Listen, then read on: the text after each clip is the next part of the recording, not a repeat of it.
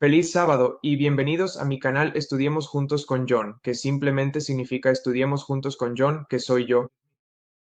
Este video en particular lo estoy haciendo en inglés y quizás sea para ti si te han invitado a ver este video. Sé que hay muchos videos de este tipo que tratan sobre la naturaleza de Dios, quién es su hijo, que probablemente ya te han presentado de una forma u otra. Entiendo que abordan el tema y como hay tanto que quieren cubrir, no necesariamente entran en muchos detalles, bueno, en los detalles. Así que esa va a ser la intención de este estudio específico, que de hecho planeo traducir más adelante al español para mi audiencia hispanohablante. Ahora bien, este video en particular va a ser, como probablemente ya viste por la duración, bastante largo.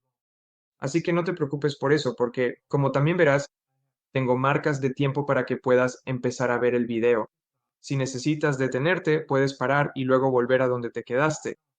No solo eso, si hay un tema específico, espero que cuando ponga las marcas de tiempo sea un tema más o menos general pero específico. Así que puedes saltar y volver a ver esa parte y estudiar, no solo escucharme, sino realmente estudiar los versículos y ver lo que dice la Biblia. Ahora, una de las cosas que quiero mencionar antes de que empecemos es la siguiente.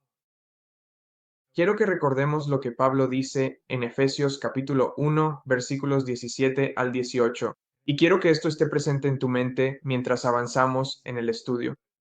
Y espero que esta bendición realmente pueda alcanzar a cada uno de nosotros, a mí mismo y a todos los que vayan a ver este estudio más adelante en el futuro. Y Pablo dice que el Dios de nuestro Señor Jesucristo, el Padre de la Gloria, os dé espíritu de sabiduría y de revelación en el conocimiento de Él, alumbrando los ojos de vuestro entendimiento, para que sepáis cuál es la esperanza a la que Él os ha llamado y cuáles las riquezas de la gloria de su herencia en los santos. Dicho esto, vamos a orar antes de comenzar realmente este estudio. Gracias, Padre, por este día. Gracias por este estudio que estamos a punto de realizar. Te pido que, por favor, estés con nosotros, que nos guíes en todo, que tu Hijo Jesucristo esté con cada uno de nosotros y que guíe nuestras mentes y nos enseñe a través de la Biblia. No por lo que yo diga, sino por lo que dice tu palabra, Padre. Que estas palabras que se dicen aquí, que vamos a leer, podamos tomarlas tal como están escritas, porque tu palabra es la verdad y tu verdad es lo que necesitamos creer y nada más. Cualquier cosa que venga fuera de tu verdad, de tus escrituras claras y sencillas, es del diablo, y eso no es lo que queremos. Nuevamente, por favor, guía a cada uno de nosotros, así como a mí mismo, mientras presento. En el nombre de Jesucristo, oramos por estas cosas. Amén. El estudio de hoy se llama, y yo lo titulé así, El desafío de Elías. ¿Por qué? Porque vamos a ver lo que la Biblia dice acerca de Dios y vamos a compararlo con la Trinidad. Hoy en día, la mayoría de los cristianos creen en una forma u otra de la Trinidad. Aquí vamos a ver diferentes fuentes y cuáles son sus doctrinas dentro de las distintas denominaciones y vamos a ver cuáles son sus definiciones o explicaciones sobre Dios. Ahora, primero hice una búsqueda rápida en Google y esto es lo que me dio el resumen de la IA, ¿verdad? Y vamos a ver que esto es básicamente la base o el entendimiento de lo que es la doctrina de la Trinidad. Aquí dice que la Trinidad es una doctrina cristiana fundamental que afirma que un solo Dios existe como tres personas divinas, coiguales, coeternas y consustanciales. Dios el Padre, Dios el Hijo, Jesucristo y Dios el Espíritu Santo. Aunque son distintos en sus personas, comparten una sola naturaleza o esencia divina, representando una unidad compuesta en lugar de tres dioses separados. Este concepto fundamental describe el ser de Dios como tres en uno, un principio central de la fe cristiana que, aunque no utiliza la palabra específica Trinidad, se encuentra a lo largo de la Biblia. Ahora, aquí hay algunos aspectos clave de la Trinidad cristiana según lo que se generó. Un solo Dios, tres personas. El principio fundamental es que hay un solo Dios, no tres, pero este único Dios existe eternamente como tres personas distintas, Padre, Hijo y Espíritu Santo. Nuevamente hay una coigualdad y una coeternidad. Cada persona de la Trinidad posee la misma naturaleza divina, siendo iguales en gloria, poder y esencia, y todas han existido desde la eternidad sin principio ni fin. También hay, nuevamente, una distinción en las personas. A pesar de ser una sola persona en esencia, son personas distintas. Por ejemplo, no es el Espíritu Santo. Y si continúas leyendo lo que dicen otras personas, verás que ocurre lo contrario, que el Hijo no es el Padre, que el Espíritu Santo no es el Padre, etc. ¿Ustedes ya han visto el triángulo? Fundamento bíblico. El concepto se deriva de las Escrituras, aunque la palabra Trinidad en sí misma no aparece en la Biblia. La evidencia bíblica muestra la dirección plural de Dios. Hagamos al hombre a nuestra imagen. En Génesis, en el bautismo de Jesús, se oye la voz del Padre, está el Hijo y el Espíritu desciende, y Jesús manda bautizar en el nombre del Padre, del Hijo y del Espíritu Santo. Ahora veremos algunos de estos ejemplos. Cosas aquí que están diciendo, estas referencias que realmente no están ahí, misterio y relación. La Trinidad a menudo se describe, y esto es muy importante aquí, como un misterio que no está destinado a ser completamente entendido, sino experimentado como una relación divina, en la que las personas distintas se relacionan entre sí en amor, con el Padre, el Hijo y el Espíritu, todos activos en la interacción de Dios con la creación. Así que vamos a usar esto como una lista para trabajar más adelante durante el estudio. Vamos a usarlo de manera muy flexible. Son solo algunas ideas conceptuales que se irán presentando a medida que avancemos. Ahora, eso fue lo que dijo Google, ¿verdad? Búsqueda con IA. Ahora, aquí hay una de una iglesia local de donde vivo y aquí está su definición de quién es Dios. Así que aquí está su declaración de fe, ¿de acuerdo? Y entiendo que esto no agota el alcance de sus creencias, pero la primera va a ser la Biblia. Y la segunda, como vemos aquí, es creemos que hay un solo Dios que existe eternamente como tres personas, Padre, Hijo y Espíritu Santo. Creemos que todas las cosas fueron creadas por Él y para Él. Y hay algunos versículos que utilizan para intentar probar este concepto de la Trinidad. Ahora, no solo esta iglesia local tiene este concepto específico de la Trinidad, aquí hay también una definición de la Trinidad de una iglesia a la que solía asistir, y su creencia número dos también. Su creencia número uno es la Biblia, igual que la otra. Su creencia número dos, nuevamente, es la Trinidad, donde afirman que hay un solo Dios, Padre, Hijo y Espíritu Santo, una unidad de tres personas coeternas. Dios es inmortal, todopoderoso, omnisciente, por encima de todo y siempre presente. Él es infinito y está más allá de la comprensión humana, pero se da a conocer a través de su autorrevelación. Dios, quien es amor, es por siempre digno de adoración, alabanza y servicio por toda la creación. Y aquí hay otros versículos que también utilizan para intentar probarlo. La doctrina de la Trinidad. También hay otras denominaciones o grupos. Su creencia sobre la Trinidad gira en torno al mismo concepto de un solo Dios que tiene tres personas coeternas.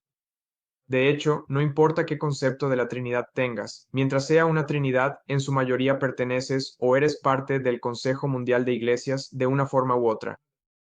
Probablemente sean el movimiento ecuménico más grande del mundo, unidos bajo este Dios trino. Aquí, en su sitio web, esto es lo que dicen sobre sí mismos.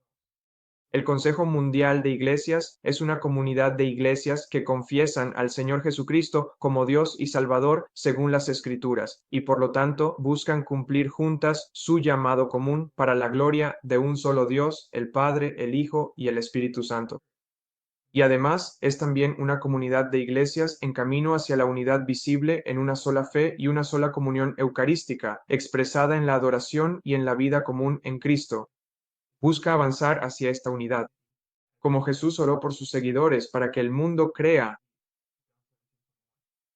El Consejo Mundial de Iglesias es la expresión más amplia e inclusiva entre las muchas formas organizadas del movimiento ecuménico moderno, un movimiento cuyo objetivo es la unidad cristiana. Y por último, aquí hay una definición de dónde se originó la doctrina de la Trinidad, sobre la cual todos los que profesan creer en la Trinidad derivan su Dios trinitario. Nuevamente, dado que hay tanto sobre este tema, podemos profundizar en él en otro estudio si lo deseas. Aquí está el resumen generado por IA sobre la Trinidad de la Iglesia Católica. Y dice, la Iglesia Católica enseña que la Santísima Trinidad es el misterio central de la fe, un solo Dios que existe como tres personas coiguales y coeternas, el Padre, el Hijo y el Espíritu Santo. El Vaticano y el Papa han afirmado consistentemente esta doctrina, explicando que, aunque es intelectualmente difícil, puede vivirse a través de una relación con Dios como un Padre amoroso y misericordioso, mediante el sacrificio de Jesús el Hijo y guiados por el Espíritu Santo. Esta creencia es fundamental para la vida católica, influyendo en el acto del bautismo y en el llamado a los cristianos a vivir en unidad y amor. Y luego tenemos algunas doctrinas y enseñanzas. Nuevamente, un solo Dios y tres personas. La Iglesia afirma que hay un solo Dios, no tres, pero que este único Dios es tres personas distintas, coiguales y coeternas. Dios es amor, no tres dioses, etcétera, etcétera. Así que aquí vemos el origen de la doctrina de la Trinidad y la mayor parte de la fe protestante y de dónde proviene. Pero antes de que alguien objete la idea de que su doctrina de la Trinidad no se origina en el catolicismo, permítanme recordarles que antes de que existieran los protestantes, solo había una Iglesia católica. Fueron ellos quienes defendieron la doctrina de la Trinidad. Las iglesias protestantes surgieron de la Iglesia católica y con esta separación, el Dios Trino se fue con ellas. Es la Iglesia católica la que afirma lo siguiente. En el artículo Asunción de María de la revista Life del 30 de octubre de 1950, página 51, vemos la siguiente declaración hecha por la Iglesia Católica. Afirma, nuestros oponentes a veces sostienen que ninguna creencia debe ser dogmática, lo cual no está explícitamente declarado en las Escrituras, ignorando que solo por la autoridad de la Iglesia reconocemos ciertos evangelios y no otros como verdaderos.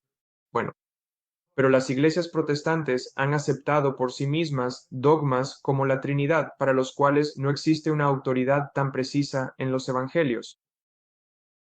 Así que aquí vemos que la Iglesia Católica, de donde realmente se originó la doctrina de la Trinidad, que dice que es el misterio de la Trinidad sobre el cual se basan todas sus doctrinas, y que la Iglesia Protestante se llevó consigo cuando se separó de la Iglesia Católica, te está diciendo que no existen tales escrituras ni autoridad en los Evangelios para definir o establecer una Trinidad. En otras palabras, ellos quieren que sepas que tu doctrina sobre la Trinidad se origina en ellos. Esta declaración en sus artículos muestra que lo que la Iglesia Católica afirma, especialmente esa última parte, es cierto. Quienes hicieron de esto la comprensión oficial de Dios, de la cual los demás derivan su entendimiento, te están diciendo de dónde los protestantes obtuvieron esta doctrina. No fue de la Biblia, sino de la Iglesia Católica. Ahora, no estamos aquí para discutir esta parte, pero lo que quería mostrarte es que todos los trinitarios, aunque alguien pueda decir que no es exactamente lo mismo porque hay pequeñas diferencias, todos están de acuerdo en una cosa, que hay un solo Dios compuesto por tres personas, y cuando se les cuestiona sobre esta idea, siempre se da la misma respuesta. Estas respuestas son que Dios, por un lado, es un misterio, que la Biblia no nos revela quién es Dios y que debemos creer esto por fe, aunque no se nos haya revelado. Creo que Dios ya sabía que esto iba a suceder y a través de su palabra nos dijo en Deuteronomio 29, versículo 29, que las cosas secretas pertenecen al Señor nuestro Dios, pero las cosas que son reveladas nos pertenecen a nosotros y a nuestros hijos para siempre, para que cumplamos todas las palabras de esta ley. Quiero comparar esta afirmación sobre la doctrina de la Trinidad, sobre Dios y tres personas, con lo que enseña la Biblia. Así que permítanme repetir nuevamente la versión genérica resumida que todos usan de la doctrina de la Trinidad. Hay un solo Dios que existe eternamente como tres personas. Permítanme decirlo una vez más, despacio, porque no quiero pasar por alto lo que esto está diciendo. Que hay un solo Dios que existe eternamente como tres personas. Entonces, lo que está diciendo es que Dios es un ser divino. No hay otro ser divino aparte de Él. Él existe como tres personas. En otras palabras, estas tres personas juntas conforman un solo Dios. Sin una u otra, el Dios trino deja de existir. Si quitas a una, ya no tienes un Dios trino. Tres personas. La unidad de estas tres, como se afirma en la otra definición, debe estar presente para que este único ser de Dios pueda existir. Este único Dios tiene o está compuesto por tres personas: el Padre, el Hijo y el Espíritu Santo. Ellos juntos conforman el único Dios. Ahora sé que estoy sonando repetitivo, pero solo quiero que veamos lo que se está diciendo para que, a medida que avancemos, podamos entender la conclusión sobre el Dios Trino al compararlo con la Biblia. Así que comencemos a comparar la Trinidad con las Escrituras y quizás sigamos de manera general los puntos que vimos en la descripción generada por IA de la Trinidad, esos puntos, para ayudarnos a avanzar en este estudio. Lo primero que enseña la Trinidad es que este único ser divino está compuesto por tres personas. Así que lo que está diciendo, como estoy seguro que muchos han escuchado, es que el Dios de la Biblia, el único Dios verdadero, es Dios el Padre, Dios el Hijo y Dios el Espíritu Santo. Aunque no hay tres dioses diferentes, cada uno es el único Dios verdadero en la unidad del ser divino, y sin embargo, los tres juntos forman al único y verdadero Dios de la Biblia. Lo otro que se menciona es que este Dios es un misterio, pero manifestado en tres personas, lo cual no podemos comprender. O en otras palabras, Dios no se ha revelado a nosotros, así que debemos aceptar por fe este misterio de Dios. Más adelante veremos al final exactamente cuál es el misterio de Dios que nos fue revelado. Entonces, si Dios es un misterio para nosotros, ¿quién conoce a Dios? Según la Trinidad, nadie conoce a Dios ni puede revelarnos a Dios. Entonces, ¿cómo vamos a creer en alguien de quien no hemos oído, sino por tradiciones que no se encuentran en la palabra de Dios? Leemos en Romanos 10, versículo 14 y luego el versículo 17. ¿Cómo pues invocarán a aquel en quien no han creído? ¿Y cómo creerán en aquel de quien no han oído? ¿Y cómo oirán si no hay quien les predique? Versículo 17. Así que la fe viene por el oír, y el oír por la palabra de Dios. Entonces, ¿creemos solo por fe en algo que no está revelado en las Escrituras? ¿O la Biblia nos revela algo diferente? Veamos quién es la máxima autoridad para declararnos acerca de Dios. En Juan 1, versículo 18 nos dice que nadie ha visto jamás a Dios. El unigénito Hijo que está en el seno del Padre, Él le ha dado a conocer. Ya hay mucho que podemos obtener de este versículo sin tener que profundizar más. Primero, nadie, ningún hombre ha visto a Dios jamás. Sin embargo, el unigénito Hijo vino a revelarnos quién es Dios. Aquel que nos es revelado por el Hijo, este sería el Dios que ningún hombre ha visto jamás, el Padre. Así que según Juan, quien escribió estas palabras, Jesús vino a declarar y revelarnos a Dios. Él vino a revelarnos quién es Dios, que es el Padre. Si Dios fuera una Trinidad, entonces esta afirmación no podría ser cierta. Por un lado, Jesús mismo es Dios, y Él no vendría a revelarnos a otra persona, pero tal vez ese argumento aún no tenga sentido. Si Jesús vino a revelarnos a Dios, entonces Jesús habría venido a revelarnos al único Dios, que es el Padre, el Hijo y el Espíritu Santo, el Dios Trino. Pero eso no es lo que se está diciendo aquí. Jesús vino a revelarles primero a los judíos al Dios que ellos habían aprendido y conocían, pero que nunca habían visto. Él vino a revelarles al Padre y a nadie más.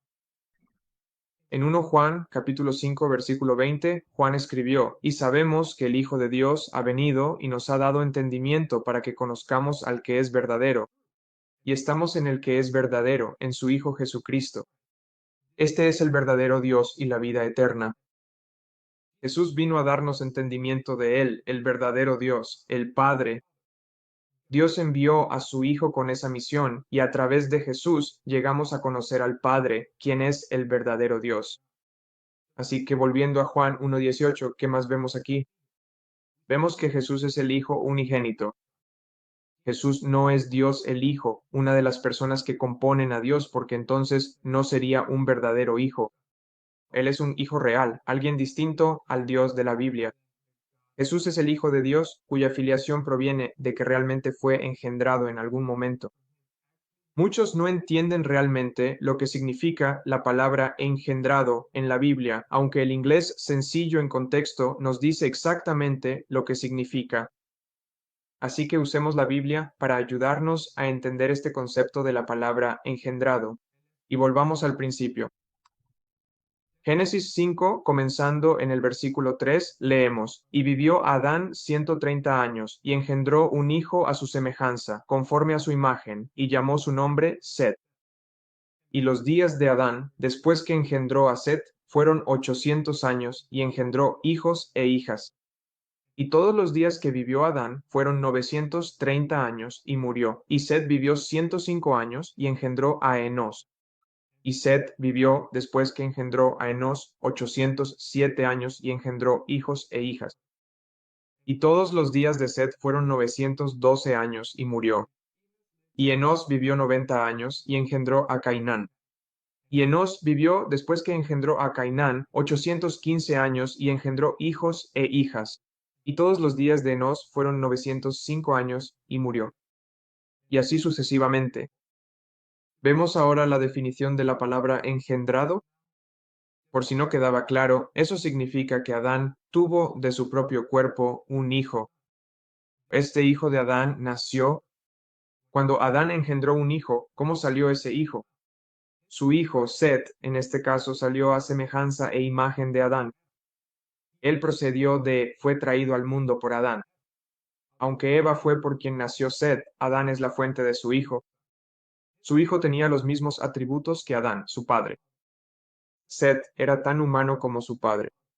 Era igual que su padre, aunque su padre era mayor que su hijo en el sentido de que vino primero y es la fuente de su hijo. Adán era mayor que su hijo y Adán también era la cabeza de su hijo, aunque ambos eran humanos. Nuevamente, Set tenía la misma semejanza, imagen y forma que su padre, pero su padre era el humano original, la fuente de su hijo, y Set procedía de la fuente original. Alguien podría objetar y decir que esto solo aplica para los humanos, pero no olvides que Dios nos hizo a su semejanza. Hay una razón por la que Él nos hizo de esta manera, la cual abordaremos más adelante. Así que cuando Juan escribe que Jesús es el Hijo unigénito de Dios, quiere decir exactamente lo que dijo. Juan entendía las palabras que escribió y lo que significan. Después de todo, Juan escuchó lo que Jesús dijo sobre sí mismo. Jesús fue engendrado, procedió de, y es el verdadero Hijo del Dios verdadero. La Trinidad no armoniza con este concepto bíblico. En la Trinidad, Dios está compuesto por tres personas. No importa cuáles sean sus nombres, ninguno es hijo del otro. Ninguno es el padre del otro. Ninguno obtiene su vida del otro como lo hace un verdadero hijo de un verdadero padre. Son tres personas coeternas en un solo Dios. La falta de armonía con la Biblia en realidad tiene sentido en el concepto de la Trinidad porque estas tres personas son del mismo ser divino. En otras palabras, debido a que hay un solo ser divino y Él siempre ha tenido estas tres personas que lo componen, este único ser divino no es un padre. Él no engendró un hijo. El hijo no es verdaderamente el hijo del padre. Por eso repetí antes la definición varias veces. La Trinidad no tiene un hijo literal, sino solo una persona a la que se le ha llamado Dios el Hijo. Es una de las tres personas, sobre la cual se dice que el Dios Trino se manifestó y vino a la tierra. Sin embargo, la Biblia nos dice que no es una de tres personas, sino un Hijo que fue engendrado por Dios, el Padre, quien vino a hablarnos de nuestro Dios, que es solo el Padre. Ahora bien, ¿realmente Jesús cumplió su misión de revelarnos a Dios, de manifestar quién es a aquellos que lo aceptaron? ¿O acaso Jesús no logró cumplir esta misión y la Trinidad es correcta, que Dios es un misterio ahora revelado a nosotros? En Juan 17, Juan registró este acontecimiento. Versículo 1. Estas cosas habló Jesús, y levantando los ojos al cielo, dijo, Padre, la hora ha llegado, glorifica a tu Hijo, para que también tu Hijo te glorifique a ti. Saltemos al versículo 6, y dice, He manifestado tu nombre a los hombres que del mundo me diste. Tuyos eran, y me los diste. Y han guardado tu palabra, porque les he dado las palabras que me diste. Y las recibieron y han conocido verdaderamente que salí de ti, y han creído que tú me enviaste. Versículo 14. Les he dado tu palabra, y el mundo los ha odiado, porque no son del mundo, así como yo no soy del mundo. Versículo 17. Santifícalos en tu verdad, tu palabra es verdad.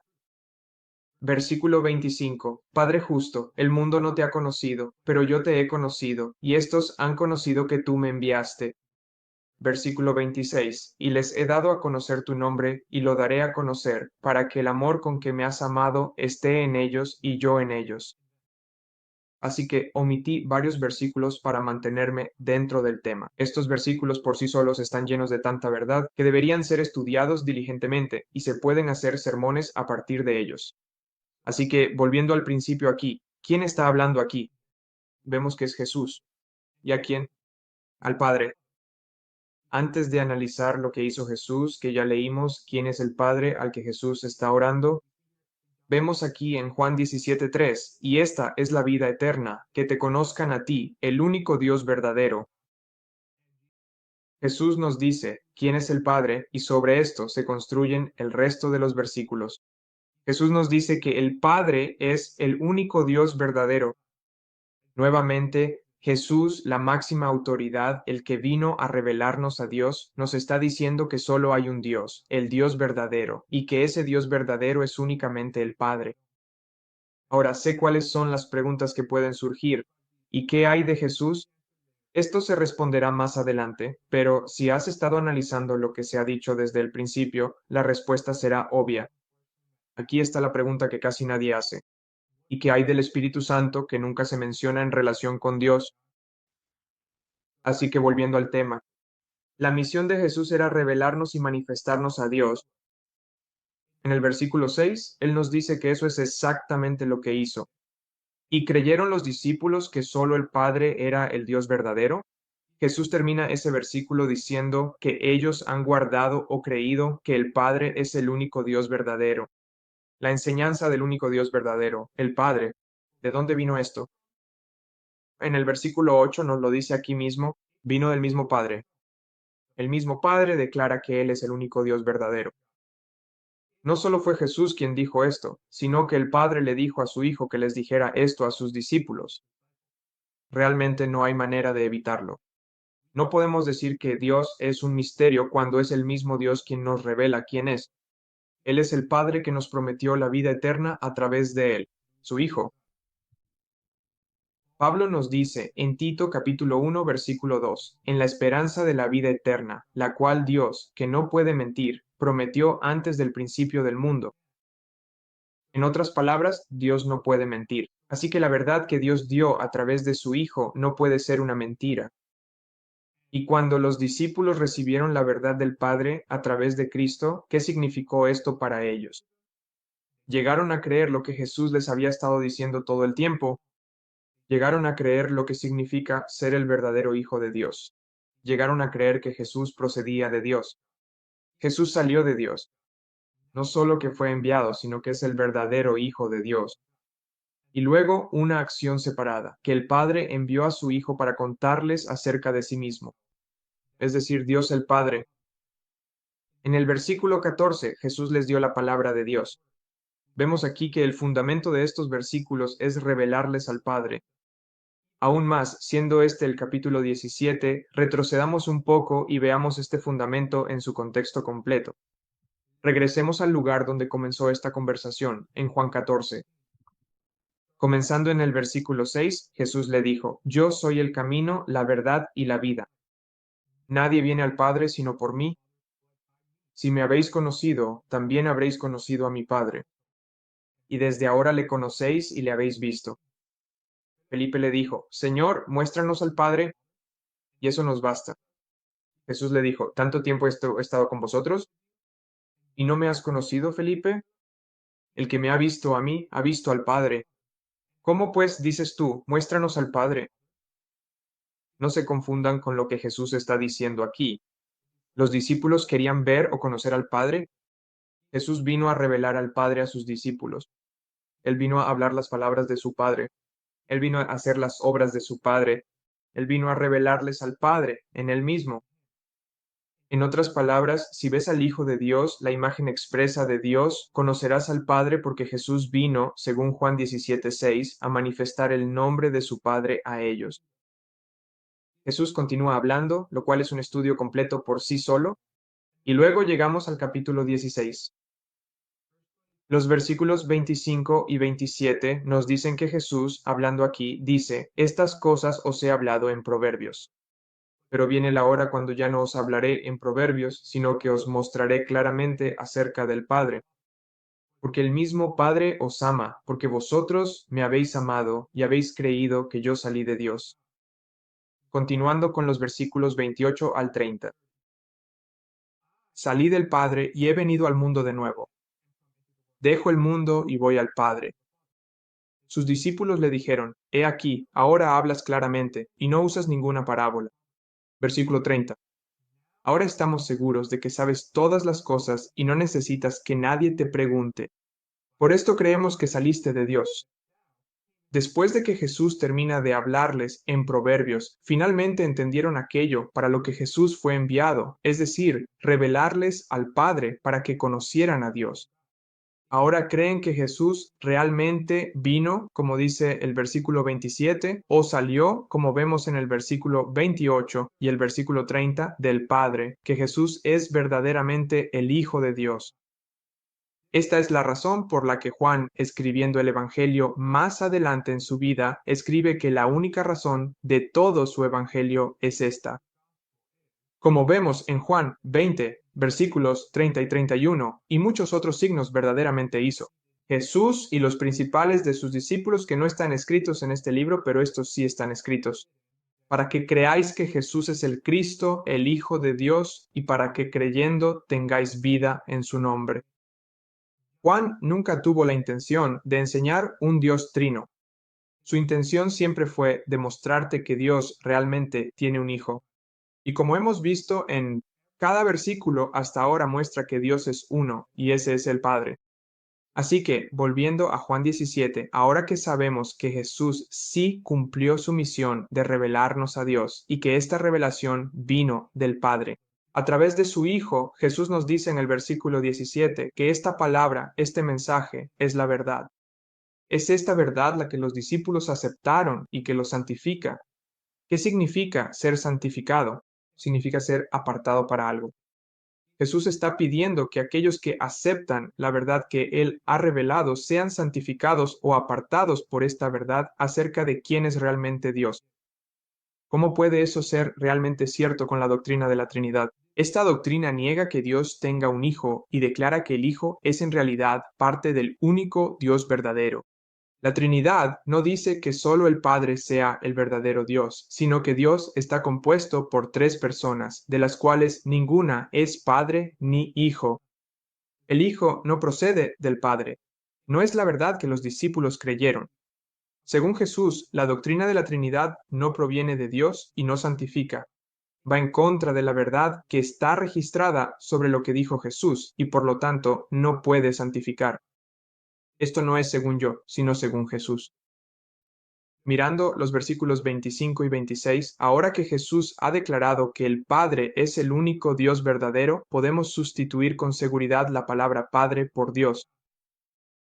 El mundo no conoció a Dios, sino solo al Hijo. El Hijo declaró al Padre a sus discípulos. Él les ha revelado quién es Él. Él les reveló que Dios es verdaderamente un Padre, el Dios y Padre de Jesucristo. Aunque alguien podría presentar una excusa débil, que podría ser que en el Antiguo Testamento no sabían quién era Dios, aunque veremos que este no es el caso. Ahora, después de que Jesús cumplió su misión, Dios ya no es un misterio. Su nombre ha sido revelado, es decir, su autoridad, su carácter. Su persona ha sido revelada a sus discípulos. Él es un solo Dios y un Padre que nos ama tanto que envió a su verdadero Hijo para que podamos ser salvos por o a través de su Hijo. De nuevo, ¿cómo armoniza la Trinidad con esto? No puede. El problema más común de la Trinidad es lo que declara de sí misma. Es un misterio. En otras palabras, Jesús falló en declararnos, en revelarnos quién es Dios. Todos los buenos eruditos teológicos te dirán de una forma u otra que el concepto de la Trinidad no se encuentra explícitamente en la Biblia. Entonces, ¿debemos creer por fe en cosas que no están en la Biblia? ¿O debemos creer con un así dice el Señor? La mayor parte del mundo cristiano hoy, como en aquel entonces, niega que solo el Padre sea el verdadero Dios y que Él tenga un Hijo real. Ellos creen en un solo Dios verdadero y joven, compuesto por tres personas. Además de esto, la Trinidad afirma que hay alguien aparte del Hijo que nos revela a Dios. ¿Pero esto es cierto? Mateo 11, el versículo 27 nos dice, Jesús nos dice claramente que nadie conoce al Padre sino el Hijo, y nadie conoce al Hijo sino el Padre. Esta palabra hombre aquí se usa en todos los sentidos. No solo significa la humanidad, si lo piensas bien. Si ese fuera el caso, entonces Jesús no lo habría dicho así. En Juan 14, versículo 6, Jesús le dijo, Yo soy el camino, la verdad y la vida. Nadie viene al Padre sino por mí. Jesús es la única palabra hacia el Padre a quien llamó el único Dios verdadero. No hay nadie más, ningún hombre, ni otro Dios divino. Nadie en toda la Biblia nos revela al Padre, sino el Hijo, o al Hijo, sino el Padre. Estas son las propias palabras de Jesús. Así que cuando alguien dice que otra persona, Dios, el Espíritu Santo, nos revela al Padre y al Hijo, entonces estás introduciendo a alguien más en la escena y contradiciendo las palabras de Cristo. Ahora pregunto, ¿puede la Trinidad hacer la misma afirmación? Y no puede. La doctrina de la Trinidad enseña que, aunque es cierto que Dios es amor, Dios tiene que ser tres personas para que eso pueda manifestarse, o de lo contrario, no puede ser Dios. La realidad de la afirmación, utilizada para probar una Trinidad, carece completamente de fundamento cuando la miras desde la propia perspectiva trinitaria. La gente olvida que creer en la Trinidad es creer que solo hay un Dios. No creen en tres dioses, sino en un solo Dios completamente, compuesto por tres personas. Si tienes que forzar la idea de que para que Dios sea amor, tiene que ser una Trinidad, porque tres personas dentro de un solo Dios necesitan manifestarlo. Para que Dios sea amor, lo que realmente tienes es un Dios que se ama a sí mismo. Recuerda, la afirmación es que Dios es amor, y esto significa que básicamente se está amando a sí mismo. Así que Dios se ama a sí mismo, porque de nuevo no son tres dioses, sino tres personas, y aunque todas son una personalidad de este único Dios, las tres conforman un solo Dios. Así que un solo Dios se ama a sí mismo, no importa cómo lo quieras ver. Pero esta es una comprensión equivocada de lo que significa que Dios es amor y de cómo se manifiesta. Dios es amor, lo que significa que su naturaleza es amor, su naturaleza es amar. Él manifiesta ese amor porque su naturaleza es amor. No necesita manifestarlo o actuar en consecuencia para demostrar que es amor. Eso es simplemente lo que él es. Es como si alguien fuera una persona divertida. Eso significa que esta persona tiene que contar chistes o hacer cosas divertidas todo el tiempo para ser una persona divertida. No. Su naturaleza es divertida, por lo que sus acciones también deben ser divertidas, no al revés. No te gusta ser amado. Realizas la acción del amor porque tu naturaleza es el amor. Y siendo Dios amor, ¿cómo es que Dios manifiesta verdaderamente este amor? Vemos aquí en Primera de Juan, capítulo 4, versículo 9, y en esto se manifestó el amor de Dios hacia nosotros, porque Dios envió a su Hijo unigénito al mundo para que vivamos por medio de él. Juan nos dice que el amor de Dios se manifestó no en un solo Dios amándose a sí mismo en tres personas, sino enviando a alguien que era suyo, su propio y único Hijo unigénito. Nuevamente vemos que Dios envió a su Hijo unigénito. Su amor se mide por lo que hizo. La Biblia nos dice que su amor se basa en que Dios tiene un Hijo unigénito, al cual envió. Si Dios no envió a su Hijo unigénito, sino a una tercera parte de sí mismo, entonces el amor hacia nosotros no se compara con lo que afirma la Biblia. Quiero agregar esto antes de continuar, lo que significa cuando la Biblia dice Dios, el Padre y el Hijo de Dios. Estos no son simplemente títulos o nombres dados solo para poder identificar a dos de las tres personas de la Trinidad. Estas son las características relacionales de Dios y su Hijo. En otras palabras, cuando la Biblia dice Padre, significa que Dios es un Padre real y literal. Cuando la Biblia dice hijo, significa que el hijo es un hijo real y literal, engendrado, que salió traído a la existencia en la imagen expresa de la persona de su Padre. Pero cuando la Trinidad menciona a Dios el Padre, Dios el Hijo y Dios el Espíritu Santo, estos no son más que títulos o nombres para diferenciar entre tres personas. Como la misma Trinidad afirma, es Dios mismo en las tres personas.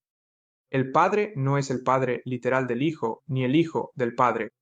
Todos son coeternos, lo que significa que ninguno vino antes que el otro. Todos son coiguales, lo que significa que ninguno está por encima del otro. ¿Y por qué? Porque todos son el mismo y único Dios. No hay ninguna diferencia. La realidad es que si alguna de las otras personas hubiera descendido en lugar de la que lo hizo, lo único que haríamos sería intercambiar los nombres. De nuevo, es el mismo y único Dios con tres personas. No notaríamos la diferencia, y realmente no hay ninguna diferencia. Entonces, ¿cómo podemos realmente medir o conocer la medida del amor de Dios manifestado hacia nosotros si Jesús no es verdaderamente el Hijo unigénito de Dios? No podemos. Cualquiera de las tres personas podría haber interpretado el papel, y esto pone una gran pregunta o duda sobre versículos como este en Juan 3:16. Así que he estado diciendo que Dios es solo uno, y Él es el Dios y Padre de Jesús. También dije que Jesús es engendrado, que salió de Dios. En realidad, todo lo que hice fue citar las Escrituras y lo que Jesús dijo acerca de sí mismo. Así que volvamos al principio, antes de que existiera cualquier cosa, y veamos esto desde la Biblia. Y comencemos en Juan 1. Juan 1, versículo 1, dice lo siguiente. En el principio era el Verbo, y el Verbo estaba con Dios, y el Verbo era Dios. Este estaba en el principio con Dios. Versículo 3. Todas las cosas por Él fueron hechas, y sin Él nada de lo que ha sido hecho fue hecho. En el principio, antes de que se creara cualquier cosa, existía el Verbo. Y el Verbo estaba con alguien, y ese es Dios. Y el versículo 2 repite que Jesús estaba en el principio con Dios. Así que fíjate cómo el ancla de todo es Dios. Es el Verbo el que estaba con Dios. Dios es el ancla con quien estaba el Verbo. Y mira el versículo 3. Sin el Verbo nada fue hecho. En otras palabras, Dios, con quien estaba el Verbo, no hizo nada antes de que el Verbo existiera. Antes de profundizar más en esto, quiero definir algunas palabras que vemos aquí, que son verbo y Dios. Ya sabemos lo que significa la palabra verbo. Se refiere a Jesús según los versículos siguientes. Eso aparece unos versículos después, en el versículo 14, donde dice que el verbo se hizo carne y habitó entre nosotros. Y vimos su gloria, gloria como del unigénito del Padre, lleno de gracia y de verdad. Pero, ¿quién es el Dios del que se habla aquí? ¿A quién registra la Biblia como Dios? ¿A quién entendió y enseñó Juan que es Dios? ¿Es solo el Padre, como la Biblia nos ha estado señalando todo el tiempo? ¿O es lo que la doctrina de la Trinidad de hoy nos enseña? ¿Es Dios, el Padre, el Hijo y el Espíritu Santo? Para esto podemos ver esta misma introducción que Juan escribió antes del Evangelio en su primera carta, primera de Juan capítulo 1, comenzando con el versículo 1 hasta el versículo 3. Lo que era desde el principio, lo que hemos oído, lo que hemos visto con nuestros ojos, lo que hemos contemplado y nuestras manos han tocado acerca del verbo de vida, porque la vida fue manifestada y la hemos visto y damos testimonio y os anunciamos la vida eterna, la cual estaba con el Padre y se nos manifestó. Lo que hemos visto y oído, eso os anunciamos, para que también vosotros tengáis comunión con nosotros. Y verdaderamente nuestra comunión es con el Padre y con su Hijo, Jesucristo. Nuevamente, tenemos otro pasaje que nos lleva hasta el principio, antes de eso, antes de que cualquier cosa fuera creada.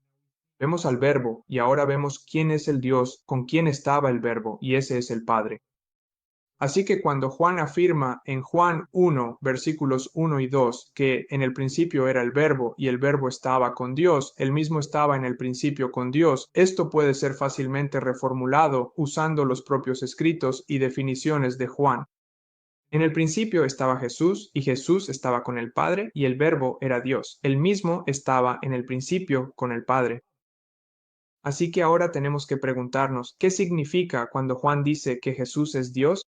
En esa última parte del versículo 1, esperamos que ahora podamos ver que no está relacionado con un Dios trino. Después de todo, en Primera de Juan, capítulo 1, versículo 3, Juan nos dice que nuestra comunión verdaderamente es solo con dos personas, el Padre y su Hijo, y con nadie más. Hasta ahora, en todo lo que hemos visto, ni siquiera hemos visto evidencia de una tercera persona llamada Dios el Espíritu Santo. Así que cuando Juan nos escribe que Jesús es Dios, esto se remonta a la razón por la que escribió lo que escribió. Como vimos antes en Juan 20, versículo 31, que Jesús es el Hijo de Dios y por lo tanto Jesús tiene la naturaleza divina como su Padre. Así que sigamos profundizando un poco más en esto. Continuemos desde el principio y tengamos en cuenta lo que hemos leído de Juan y cómo Jesús estaba con Dios. No es solo en el Nuevo Testamento donde la Biblia, a través de Jesús y los demás autores, nos dice que Dios es un padre con un hijo. Cuando vamos a Proverbios capítulo 30, versículo 4, vemos las siguientes preguntas. ¿Quién subió al cielo o descendió? ¿Quién recogió el viento en sus puños?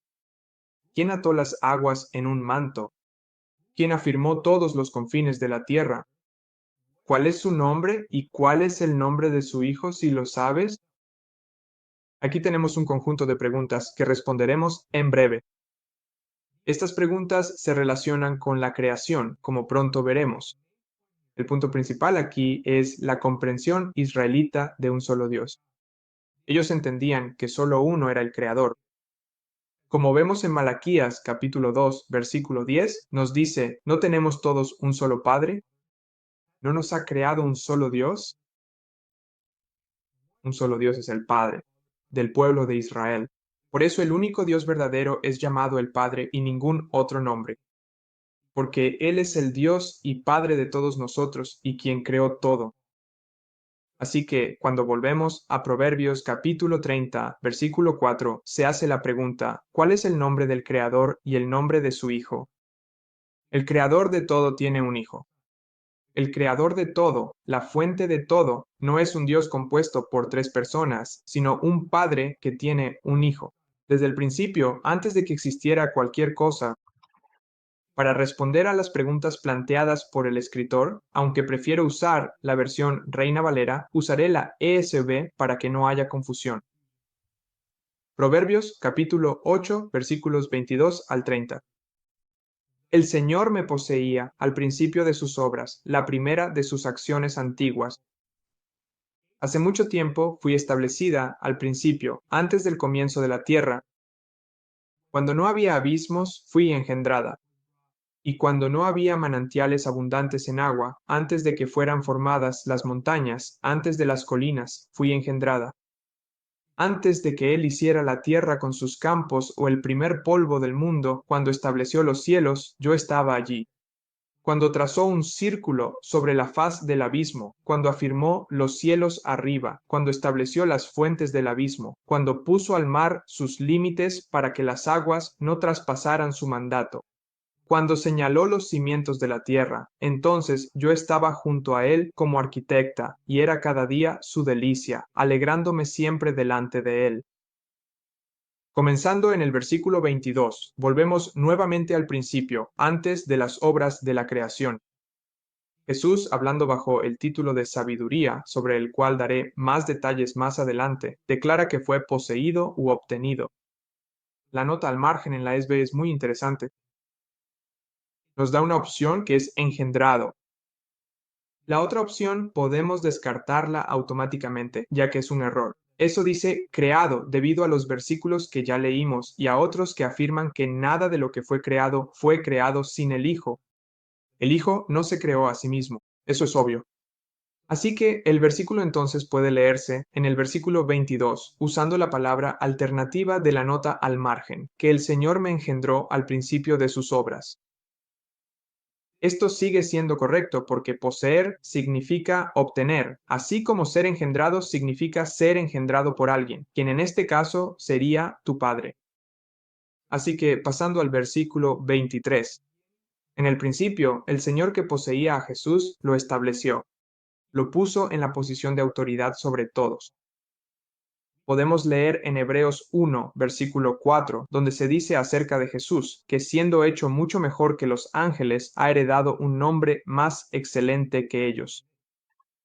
Por herencia, porque es un hijo real, obtuvo una posición superior a la de todos los ángeles. Dios lo estableció por encima de todo desde el principio. Continuando con Proverbios 8, ahora vemos los versículos 24 y 25, donde Jesús continúa diciéndonos cómo antes de la creación Él fue engendrado. No una, sino dos veces Él menciona esto. Como dice la gente, si algo se repite al menos dos veces, es por una razón. ¿De quién fue engendrado Jesús? Antes de la creación, en el principio, Él fue engendrado por Dios. El Padre engendró a su Hijo. Por eso leemos varias veces que Jesús seguía diciendo a sus discípulos que Él salió de o que vino de Dios, el Padre, y ellos finalmente entendieron y creyeron. Es esta verdad que Jesús salió de Dios, que fue engendrado, la que Jesús dice que santificó a sus discípulos, y por eso el Padre tenía un amor especial por ellos.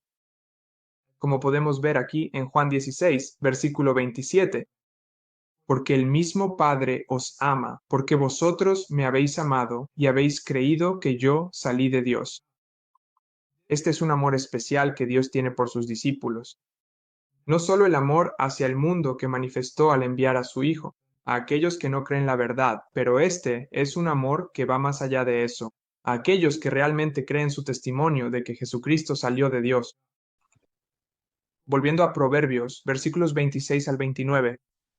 Entonces tenemos las respuestas a las preguntas formuladas en Proverbios capítulo 30, versículo 4. Si observas las preguntas, Jesús te dice que Él es ese hijo que estaba con el Padre durante la creación. Y por último, terminamos aquí con el versículo 30. Jesús estaba allí junto a su Padre durante la creación. Él era como un maestro artesano creando. Esto es lo que significa cada vez. La Biblia nos dice que todas las cosas fueron hechas por Él y sin Él nada de lo que ha sido hecho fue hecho. Eso fue hecho, como vemos en Juan capítulo 1, versículo 3. Básicamente, Juan nos está diciendo que el Creador no creó sin Jesús, como ya hemos visto. La única otra persona que estaba con Jesús era el Padre. Dios sin su Hijo no creó. El primer acto de Dios fue engendrar o sacar de sí mismo a su propio Hijo. Vemos esto en Hebreos 1, versículo 2. En estos últimos días nos ha hablado por medio de su Hijo, a quien constituyó heredero de todo y por quien también hizo el mundo. Y en Colosenses capítulo 1, versículo 15 hasta el 17, acerca del Hijo, quien es la imagen del Dios invisible, el primogénito de toda creación, porque por él fueron creadas todas las cosas que hay en los cielos y que hay en la tierra, visibles e invisibles, sean tronos, sean dominios, sean principados, sean potestades, todo fue creado por medio de él y para él. Y él es antes de todas las cosas, y por él todas las cosas subsisten. ¿Y cómo es esto? Vemos esto nuevamente en 1 Corintios 8, versículo 6. Pero para nosotros, sin embargo, solo hay un Dios, el Padre, de quien proceden todas las cosas, y nosotros para Él. Y un solo Señor, Jesucristo, por quien son todas las cosas, y nosotros por medio de Él. Uno es la fuente de quien todo es o a quien todo pertenece, y el otro es por quien todo existe. Así que, la Biblia repite el mismo tema una y otra vez. Se hizo la pregunta, ¿cuál es el nombre del Creador? ¿Y cuál es el nombre de su Hijo? Y así vemos cómo Jesús mismo nos dice que estuvo con Dios desde el principio y que Dios creó a través de su Hijo. ¿Vemos a alguien más con el único Dios verdadero, el Padre y su Hijo engendrado que fue traído del Padre? No, no lo vemos. Para responder brevemente a la afirmación de que la sabiduría, quien está hablando, es Jesús, aquí están los siguientes versículos. Mateo 11, versículo 19. El Hijo del Hombre vino comiendo y bebiendo, y dicen, He aquí un hombre glotón y bebedor de vino, amigo de publicanos y pecadores. Pero la sabiduría es justificada por sus hijos. Y en Lucas 11, versículo 49. Por eso también dijo la sabiduría de Dios, les enviaré profetas y apóstoles, y a algunos de ellos matarán y perseguirán. Y compara eso con Mateo 23, versículo 34. Por tanto, he aquí, yo os envío profetas, sabios y escribas, etc. Ahora subiendo, Primera de Corintios, capítulo 1, versículo 24. Pero para los que son llamados, tanto judíos como griegos, Cristo es poder de Dios y sabiduría de Dios. Y el versículo 30. Mas por él estáis vosotros en Cristo Jesús, quien nos ha sido hecho por Dios sabiduría, y justicia, y santificación, y redención. Cuando tengas oportunidad, lee el resto de esos versículos en Proverbios capítulo 8, versículos 31 al 36, y verás que esto está describiendo a Jesús. Ahora, vayamos al siguiente principio que se encuentra en la Biblia, y ese es Génesis capítulo 1. En Génesis capítulo 1, versículos 1 y 2, vemos lo siguiente. En el principio, Dios creó los cielos y la tierra estaba desordenada y vacía. Las tinieblas estaban sobre la faz del abismo, y el Espíritu de Dios se movía sobre la faz de las aguas. Hasta ahora hemos visto que la Biblia nos ha dicho claramente que hay un solo Dios, el Padre, y su Hijo, Jesús, quienes estuvieron involucrados en la creación. Pero ahora llegamos a este versículo, y muchos concluyen algo que no está allí.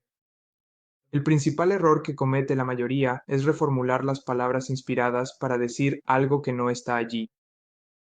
En lugar de leer el Espíritu de Dios, que es el Espíritu que pertenece a Dios, ahora lo leen como si fuera Dios, el Espíritu Santo, lo que ahora lo convierte en una de tres personas que conforman un solo Dios. ¿Vemos el problema aquí? Es lo mismo decir, o mejor aún, ¿hay alguna diferencia entre el perro de Juan y Juan, el perro? Por supuesto que la hay. El perro de Juan significa que este perro le pertenece a Juan, pero Juan, el perro, significa que Juan es el perro. Dos significados completamente diferentes que no tienen nada que ver entre sí. Sin embargo, todo lo que tuve que hacer fue reorganizar las palabras. Esto es exactamente lo que sucede en muchas mentes debido a una idea preconcebida y una lectura superficial de las escrituras. Así es exactamente como Satanás quiere que lo entendamos y mediante ello nos engaña para que le demos adoración. Y hablaremos más de eso después. Veamos rápidamente otro ejemplo del Espíritu de Dios descendiendo antes de continuar en el capítulo 1 de Génesis. En Mateo capítulo 3, versículos 16 al 17, vemos el bautismo de Jesucristo. Y Jesús, cuando fue bautizado, subió enseguida del agua, y he aquí, los cielos le fueron abiertos, y vio al Espíritu de Dios descendiendo como paloma, y posándose sobre él. Y he aquí una voz del cielo que decía, este es un evento que normalmente se aísla de la Biblia para intentar probar la existencia de un Dios trino. Por ejemplo, tenemos la voz del cielo que se asocia con el Padre. Tenemos a Jesús, el Hijo que está en el agua.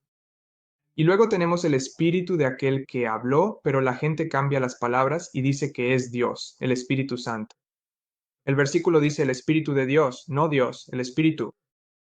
Pero ¿por qué la gente hace esto? ¿Por qué tuercen las palabras para quitar el Espíritu de Dios y reemplazarlo por Dios, el Espíritu Santo? ¿Por qué no leerlo tal como lo quiso el autor, quien realmente lo escribió y como él lo entendía? Porque si hacemos esto, la idea de una Trinidad desaparece, porque Mateo quiso que se entendiera como el Espíritu de Dios y no como Dios, el Espíritu Santo. Así que, en lugar de tratar de darle un significado diferente al que realmente tiene, permitamos que sea Jesús quien interprete este versículo por nosotros. Hablando a algunos judíos que querían matarlo por llamar a Dios su Padre, Jesús dijo lo siguiente en Juan capítulo 5, versículo 37, y el Padre mismo que me envió ha dado testimonio de mí. Nunca habéis oído su voz, ni habéis visto su figura. ¿Cuándo dio testimonio el Padre de su Hijo antes de esta conversación? Fue en el bautismo, cuando se escuchó la voz del Padre declarando que Jesús era su Hijo. La siguiente vez que vemos al Padre dando testimonio fue en el Monte de la Transfiguración, mucho después de este evento. ¿Y cuántas cosas contribuyó Jesús al Padre en la escena del bautismo? Él contribuyó tanto la voz que hablaba como la figura que descendió del cielo. Recuerda, no hubo una paloma física que descendiera. Era el Espíritu Santo de Dios, que descendió en forma de paloma, no que el Espíritu Santo viniera como una paloma. Así que vemos que lo que se vio descender del cielo, esa figura, Jesús la atribuyó solo al Padre y a nadie más. Además, es interesante cómo los judíos no intentaron corregir a Jesús y decir que no era el Padre, sino Dios el Espíritu Santo. ¿Por qué es eso? Porque los judíos no eran ni antes, ni en ese tiempo, ni hoy, creyentes en un Dios trino, Nuevamente, si comparáramos esto con la doctrina de la Trinidad, esto contradiría las palabras de Jesús y tomaría esa forma que tenía el Espíritu del Padre, que descendió del Padre, y se la atribuiría a alguien más. Así que, tomando esto en consideración, que el Espíritu de Dios es el Espíritu del Padre y no alguien más, ahora podemos volver a Génesis 1 y obtener una mejor comprensión de este versículo. Nuevamente, Génesis 1, versículo 2. Y la tierra estaba desordenada y vacía, y las tinieblas estaban sobre la faz del abismo, y el Espíritu de Dios se movía sobre la faz de las aguas. Así que cuando Dios creó la tierra, lo primero que sucedió en este mundo oscuro fue que el Espíritu de Dios se cernía sobre la faz de las aguas. ¿Alguna vez has considerado por qué Dios creó el sol y la luna en el cuarto día, pero en el primer día dijo, sea la luz? ¿De dónde vino esta luz si no fue del sol? Como leímos, la tierra estaba desordenada, oscura y vacía. ¿Vacía de qué? Vacío de vida. Todo el planeta estaba bajo el agua. Por eso después se produce la separación de las aguas y al tercer día aparece la tierra seca. El Espíritu de Dios es vida. Jesús nos dice en Juan capítulo 6, versículo 63, que es el Espíritu el que da vida. Eso significa dar vida. La carne para nada aprovecha. Las palabras que yo os hablo son espíritu y son vida. El Espíritu da vida. El Espíritu es vida. Más aún, el Espíritu de Dios es también el aliento de Dios que es vida. Vemos esto aquí en Job capítulo 33, versículo 4. El Espíritu de Dios me hizo y el soplo del Omnipotente me dio vida. Así como el Espíritu de Dios se movía sobre las aguas en Génesis 1, era su aliento, que se cernía sobre un planeta muerto y oscuro, lleno de luz, dándole vida. Por eso me gusta tanto la versión KJV. Se define a sí misma si sabes dónde buscar y cómo unirlo todo. Por Job podemos ver que el Espíritu de Dios es el aliento de Dios, no otra persona. Pero si vamos a la palabra original para espíritu en Génesis 1, vemos que esta palabra es ruach, que significa exactamente lo que encontramos en Job, aliento y viento. Definitivamente no es una tercera persona de un Dios trino, sino el aliento de luz de Dios. Juan se refiere a esta misma idea en Jesús cuando vino como hombre. Cuando leemos Juan capítulo 1, versículos 4 al 5, en él estaba la vida, y la vida era la luz de los hombres, y la luz brilla en las tinieblas, y las tinieblas no la comprendieron. Salta al versículo 9, aquella luz verdadera que alumbra a todo hombre venía a este mundo. Así que cuando Jesús vino, vino con el Espíritu de vida, y esta vida era luz. Aunque se habla en simbolismo, no se puede negar la similitud con la creación del mundo. En la creación el mundo estaba muerto, no tenía vida, y el Espíritu de Dios, su vida, se movía y dispersaba las tinieblas, dando luz y creando las cosas en este planeta. Cuando Jesús vino, el hombre estaba en tinieblas, sin vida eterna, y la vida que vino en Jesús es vida eterna, aquella que se perdió en el jardín del Edén. Jesús vino a recrear al hombre y le dio esa vida que se perdió en Adán. Justo antes de que Jesús ascendiera de nuevo al cielo, lo vemos dando una pequeña muestra del Espíritu Santo que prometió a los discípulos. Leemos en Juan 20, versículos 21 y 22. Entonces Jesús les dijo otra vez, paz a vosotros, como me envió el Padre, así también yo os envío. Y habiendo dicho esto, sopló y les dijo, recibid el Espíritu Santo. ¿Qué es el Espíritu Santo que recibieron los discípulos? Era el aliento de Jesús, no de otra persona. Era su propio aliento, su vida. Como Dios sopló en Adán cuando Adán fue creado, el Espíritu Santo es la vida de Cristo. Si el Espíritu Santo era el aliento de Jesús cuando Él sopló sobre ellos de sí mismo su Espíritu, y esto era solo una pequeña muestra del Consolador que Él prometió, ya que aún no lo había recibido de su Padre, ¿qué sucedió en el día de Pentecostés cuando Jesús realmente envió el Espíritu Santo a su pueblo? Leemos en Hechos capítulo 2. Y cuando llegó el día de Pentecostés, estaban todos unánimes juntos en un mismo lugar. Y de repente vino del cielo un estruendo como de un viento recio que soplaba, el cual llenó toda la casa donde estaban sentados. Y se les aparecieron lenguas repartidas, como de fuego, asentándose sobre cada uno de ellos. Y todos fueron llenos del Espíritu Santo y comenzaron a hablar en otras lenguas, según el Espíritu les daba que hablasen. En lugar de ser solo un soplo esta vez, cuando fue dado plenamente, el Espíritu Santo fue un viento recio y poderoso. No es que bajó un tercer Dios, sino el aliento de Cristo, su Espíritu. Así que volvamos al principio, como los otros versículos que hablan del principio. Solo tenemos un Dios y a su Hijo creando el mundo. Dios creando por medio de su Hijo. El Espíritu de Dios siendo el aliento de Dios, trayendo luz y vida a este mundo. Y ahora llegamos a la creación de la humanidad. Y Dios dijo, hagamos al hombre a nuestra imagen, conforme a nuestra semejanza, y que tengan dominio sobre los peces del mar, sobre las aves del cielo, sobre el ganado, sobre toda la tierra, y sobre todo lo que se arrastra sobre la tierra. Así que Dios creó al hombre a su propia imagen. A imagen de Dios lo creó. Varón y hembra los creó. Lo primero que todo trinitario señalará es el nosotros y nuestra.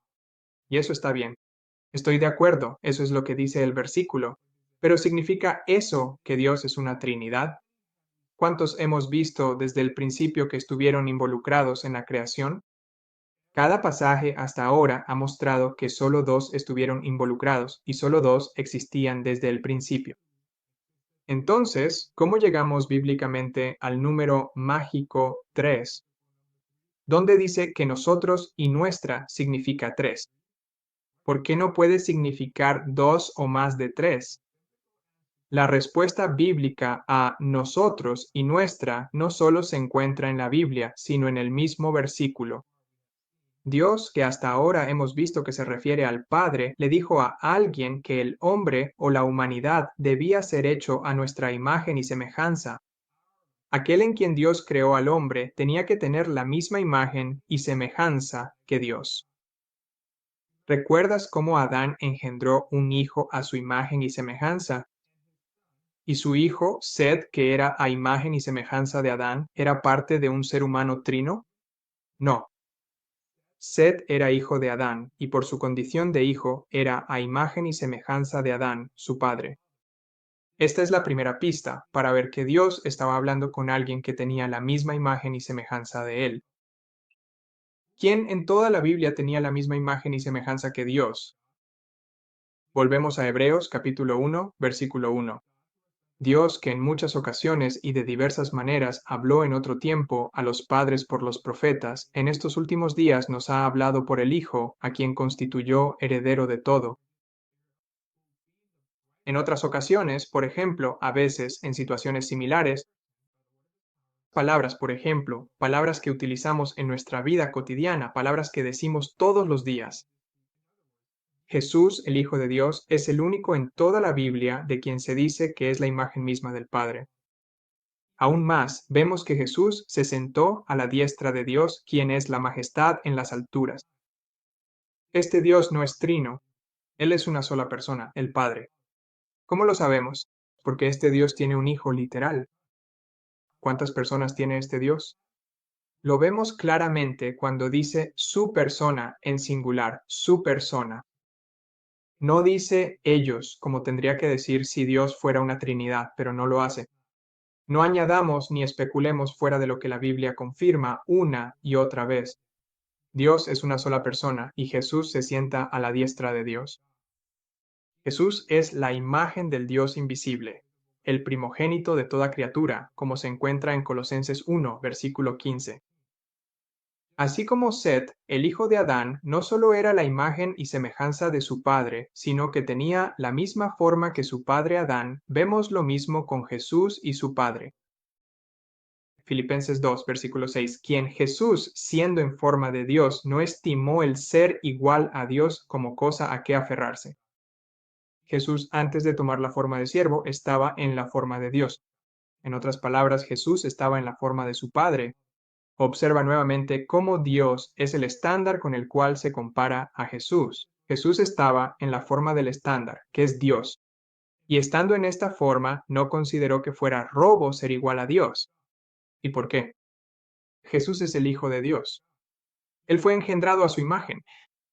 Entonces, ¿cómo sería la forma de alguien que fue engendrado por otra persona? ¿No sería la misma forma? Dios creó esta ley de herencia por la cual vemos que los hijos salen con la misma forma y semejanza que sus padres. Y esto fue establecido en la creación. Volviendo al libro de Génesis capítulo 1, en los versículos 11 y 12, leemos lo siguiente: Y Dios dijo en el versículo 12 que la tierra produzca vegetación, es decir, plantas que den semilla y árboles frutales que den fruto, cada uno según su especie, y el árbol que da fruto, cuya semilla está en él, también lo hizo según su especie. Y Dios vio que era bueno, reconociendo así la bondad y el orden en su creación. Versículo 21. Y Dios creó los grandes monstruos marinos y todo ser viviente que se mueve, que las aguas produjeron abundantemente según su especie, y toda ave alada según su especie. Y Dios vio que era bueno. Versículo 24. Y Dios dijo, produzca la tierra seres vivientes según su especie, ganado, reptiles y bestias de la tierra según su especie. Y fue así. Versículo 25. Y Dios hizo las bestias de la tierra según su especie, y el ganado según su especie, y todo lo que se arrastra sobre la tierra según su especie. Y Dios vio que era bueno. Dios creó de esta manera para enseñarnos acerca de sí mismo y de su Hijo. Su Hijo, saliendo de él mismo, salió con la forma de Dios en su tiempo. Por eso Él es igual a su Padre. No hay nadie más que haya salido de Dios o que haya procedido de Dios que tenga la forma y semejanza de Dios. Dios solo tiene un Hijo unigénito y por lo tanto nadie más puede pretender ser Dios. Esperemos que ahora tenga más sentido cómo este versículo en realidad va en contra de la doctrina de la Trinidad. Así que volvamos de nuevo a Juan capítulo 1, versículo 1.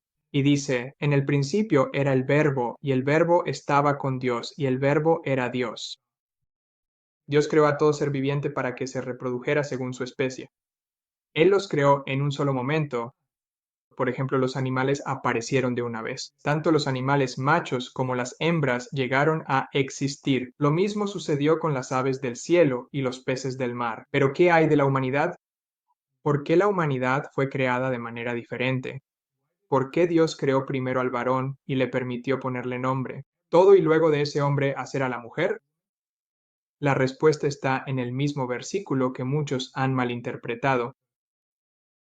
Volvamos de nuevo a Génesis capítulo 1, versículos 26 y 27, donde dice, y dijo Dios, hagamos al hombre a nuestra imagen, conforme a nuestra semejanza. Versículo 27, así creó Dios al hombre a su imagen. A imagen de Dios lo creó. Varón y hembra los creó. Donde Dios creó los seres vivientes de la nada. Dios creó al hombre a imagen de Dios. Así que si vemos los resultados de esta creación, podemos ver si Dios es una persona que tiene un hijo que salió según su especie, o si Dios es una trinidad, es decir, tres personas que conforman un solo Dios. El hombre fue hecho a imagen de Dios, a su semejanza. Entonces, ¿qué creó Dios? Creó varón y hembra, solo dos seres humanos, un macho y una hembra. No un ser humano compuesto de un varón, una mujer y otra persona, sino un ser humano varón y otro ser humano mujer. La siguiente pregunta que debo hacer es, ¿ambos seres humanos fueron creados al mismo tiempo a partir de la misma sustancia, que es la base, de modo que ambos tienen la misma edad? No. Dios creó primero al varón y luego del varón, de su propia sustancia, creó a la mujer. Uno fue primero en cuanto al tiempo, y el otro vino después del primero. El varón fue el primer ser humano, y la mujer, que salió del varón, tenía la misma forma que el primero, y también era un ser humano. La doctrina de la Trinidad no refleja esto. Otra pregunta que debe hacerse, similar a la que se hizo antes. ¿Por qué Dios creó al hombre de esta manera, diferente al resto de las criaturas vivientes?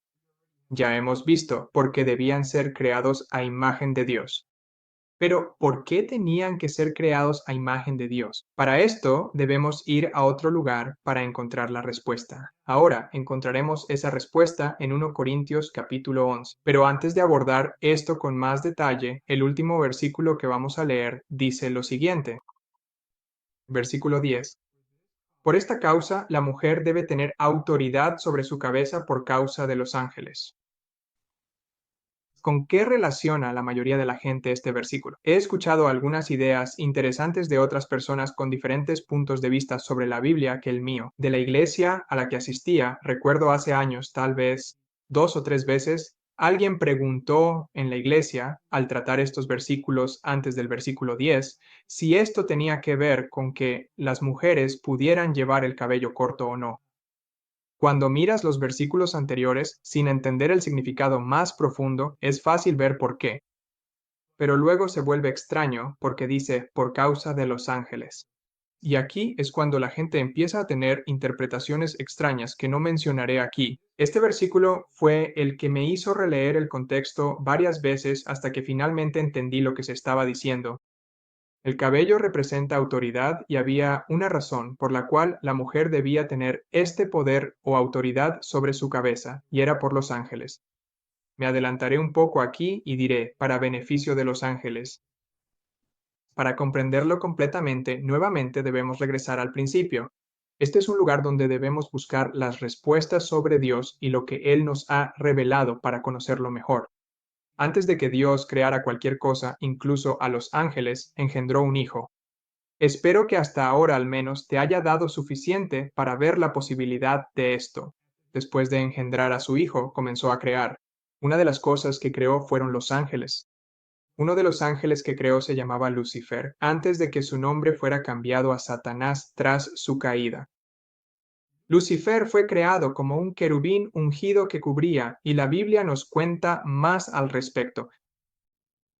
En Ezequiel capítulo 28, versículos 11 al 14, se nos dice, además vino a mí la palabra del Señor diciendo, Hijo de hombre, entona una lamentación sobre el rey de Tiro y dile, así dice el Señor Dios, tú eras el sello de la perfección, lleno de sabiduría y perfecto en hermosura, estuviste en Edén, el jardín de Dios. Toda piedra preciosa era tu vestidura, el sardio, el topacio, el diamante, el berilo, el ónice, el jaspe, el zafiro, la esmeralda, el carbunclo y el oro, la hechura de tus tamboriles y de tus flautas fue preparada en ti en el día que fuiste creado. Tú, querubín grande protector, yo te puse así. Estuviste en el santo monte de Dios. Anduviste de aquí para allá en medio de las piedras de fuego. Perfecto eras en todos tus caminos desde el día en que fuiste creado, hasta que se halló en ti maldad. A causa de la multitud de tus contrataciones, llenaron tu interior de violencia, y pecaste. Por tanto, te arrojaré como profano del monte de Dios, y te destruiré, oh querubín protector, de en medio de las piedras de fuego. Se enalteció tu corazón a causa de tu hermosura. Corrompiste tu sabiduría a causa de tu esplendor. Yo te arrojaré por tierra, delante de los reyes te pondré para que te contemplen. Has profanado tus santuarios con la multitud de tus iniquidades, con la iniquidad de tu comercio. Por tanto, haré salir de en medio de ti un fuego. Este te devorará y te convertiré en ceniza sobre la tierra a la vista de todos los que te contemplan. Todos los que te conocen entre los pueblos se asombrarán de ti. Serás motivo de terror y nunca más existirás. Hay mucho en lo que podríamos profundizar, pero debo limitarme a las partes importantes de este tema. Vemos que Dios creó a Lucifer perfecto. Él estaba lleno de sabiduría y era perfecto en belleza. Era un querubín ungido que cubría, lo cual es la posición más alta para un ángel. Era perfecto hasta que, y aquí es donde todo cambió, se halló iniquidad en él. El cielo era perfecto y sin pecado, pero de alguna manera la iniquidad entró en este ángel de alto rango, y ahora el pecado entró en un cielo perfecto, a través de este solo ángel. Ya analicé estos versículos y detalles antes, pero aquí iré directo al significado. Veamos los versículos 16 al 19. Él empezó a mentir en el cielo, diciendo a los otros ángeles que debía ser adorado como el Altísimo. Quería ser como el Altísimo. Sabemos que pudo engañar a muchos ángeles y llevarlos de su lado para rebelarse contra Dios, y por eso fue expulsado del cielo. Isaías 14, versículos 12 al 15 nos dice, ¿Cómo caíste del cielo, oh Lucifer, hijo de la mañana? ¿Cómo has sido derribado a tierra, tú que debilitabas a las naciones? Porque tú dijiste en tu corazón, subiré al cielo, exaltaré mi trono por encima de las estrellas de Dios. También me sentaré en el monte de la congregación, a los lados del norte. Subiré sobre las alturas de las nubes. Seré semejante al Altísimo, pero serás derribado hasta el infierno, a los lados del abismo. Su naturaleza divisiva y sus tácticas astutas lograron dividir a los ángeles en dos grupos y sembrar la duda sobre la autoridad de Dios en el cielo. Lucifer quería ser como el Altísimo. Ninguno de estos versículos que leímos dice que él quería ser el Altísimo, sino que quería ser como el Altísimo. Lucifer conocía sus limitaciones. Así que aquí hay una pregunta. ¿Sabemos que Dios era o es el Altísimo? Más específicamente que el Padre es el Altísimo. ¿Había alguien más que fuera como el Altísimo? Y sí, Jesús, el Hijo de Dios, era como el Altísimo. Él fue establecido desde la eternidad, desde el principio, antes que existiera la tierra, como nos dice Proverbios capítulo 8, versículo 23. Jesús fue colocado en la posición de autoridad junto a su Padre desde el principio. Él estaba allí cuando Dios creó. Él participó en la creación, pero los ángeles no sabían esto ni existían cuando Dios engendró a su Hijo. Lucifer, muy probablemente el primer ángel creado, no consideraba que Jesús debiera tener esa posición y que él estuviera por debajo de Jesús. Él sentía que debía tener el mismo honor y ser como el Hijo de Dios, quien es como el Altísimo, y formar parte de los consejos entre Dios y su Hijo. Pero esto no puede ser. Dios solo tiene un hijo engendrado. Yendo a Hebreos 1, versículo 5, ¿a cuál de los ángeles dijo él, es decir, el Padre, alguna vez tú eres mi hijo? Hoy te he engendrado, y otra vez yo seré para él un padre, y él será para mí un hijo. Pablo es muy claro respecto a cuándo ocurrió este evento, cuando Dios dijo que engendró a su hijo y lo llamó su hijo en el mismo versículo. El primero ocurrió antes de nuestra existencia, porque la pregunta es, ¿cuándo dijo Dios en algún momento que los había engendrado? La respuesta es que nunca engendró a ninguno de los ángeles como hijo. La segunda mitad del versículo solidifica el momento, aún más. Se declara que en un tiempo futuro, después de que Dios engendró a su hijo, Dios volverá a ser padre para su hijo. Observa que no dice que engendrará a su hijo de nuevo, sino que será para él un padre otra vez, y esto es en un sentido nuevo. Esto es cuando traería a su hijo al mundo a través de María. Gálatas 4, versículo 4. Pero cuando vino el cumplimiento del tiempo, Dios envió a su hijo, nacido de mujer, nacido bajo la ley. Dios ya había engendrado a un hijo, pero ahora envía a su hijo, y en un nuevo sentido se convierte en el Padre del Hijo encarnado. Luego, el siguiente versículo en Hebreos 1 concluye las ideas sobre cuándo fue engendrado Cristo. Hebreos 1, versículo 6. Y otra vez, cuando introduce al primogénito en el mundo, dice, y adórenle todos los ángeles de Dios. Así que, justo después de que Dios dice que nuevamente será un padre para su hijo, el versículo continúa diciendo, cuando introduce al primogénito en el mundo. Es decir, no que engendró a su hijo en ese momento, sino que el primogénito que jamás existió, Dios lo envió al mundo, tal como leemos en Gálatas 4. Otro dato interesante es cómo Dios les dice a los ángeles que adoren a su hijo, ahora que él ha tomado la forma de hombre. Así que antes de la creación de la humanidad, Dios ya tenía un hijo. A través de él creó a todos los ángeles. Dios creó a Lucifer, quien es perfecto y hermoso en todos sus caminos. Pero Lucifer permitió que su belleza lo dominara y decidió que quería tener el mismo lugar que el Hijo de Dios y ser como Dios. A través del engaño, logró convencer a una parte de los ángeles y provocó una guerra por este asunto. porque quería ocupar el lugar del Hijo de Dios, quien era como Dios. Lucifer quería formar parte de los concilios entre el Padre y el Hijo en el cielo. Los concilios solo han sido y solo serán entre el Padre y su Hijo. Como vemos en Zacarías capítulo 6, versículo 13, Él edificará el templo del Señor y llevará la gloria, y se sentará y gobernará en su trono, y será sacerdote en su trono, y el consejo de paz será entre ambos. Aquí vemos cómo Zacarías nos da una idea de quiénes están en los concilios de Dios. Son solo Dios y su Hijo. Ambos significa dos. Los consejos de paz son solo entre dos seres divinos. La doctrina de la Trinidad niega esta declaración tan clara que se encuentra en la Biblia, la cual se repite una y otra vez. La doctrina de la Trinidad nos dice que no son dos los que participan en los consejos, sino que tres personas participan en este consejo. ¿Qué era lo que Lucifer quería aparentar ser? ¿No era ser como el Altísimo y ser adorado? Y si esta doctrina trinitaria es una doctrina hecha por el hombre, impulsada por los hombres de pecado, por la cual al adorar a un solo Dios trino, en realidad adoras a tres, esto es solo algo para reflexionar. En cuanto a quién es el hombre de pecado, ese es otro tema que fácilmente se puede mostrar en la Biblia para otro día. Así que, volviendo al principio, como los ángeles no existían durante el evento en que Dios trajo a su Hijo, y debido a esto, Lucifer se confundió y no quiso reconocer a Jesús como superior a él, y porque después de que Lucifer fue expulsado del cielo junto con los ángeles caídos, hubo un desorden en el cielo. Dios creó al hombre a su imagen para enseñarles a los ángeles acerca de sí mismo y de su Hijo, no solo a los ángeles, sino a toda la creación. Así que volvemos a 1 Corintios capítulo 11, donde lo dejamos la última vez. Comenzaremos en el versículo 3. Pero quiero que sepáis que la cabeza de todo hombre es Cristo, y la cabeza de Cristo es Dios.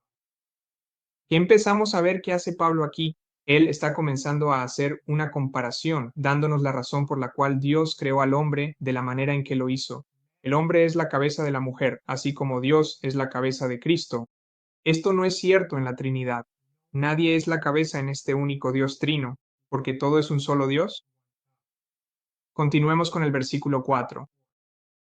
Todo hombre que ora o profetiza con la cabeza cubierta deshonra a su cabeza, pero toda mujer que ora o profetiza con la cabeza descubierta deshonra a su cabeza, porque es lo mismo que si estuviera rapada, porque si la mujer no se cubre, que también se corte el cabello, pero si es una vergüenza para la mujer cortarse o raparse el cabello, que se cubra. Recuerda que el tema aquí es que el hombre es la cabeza de la mujer. Como se verá en breve, la cobertura de la cabeza es un símbolo de autoridad.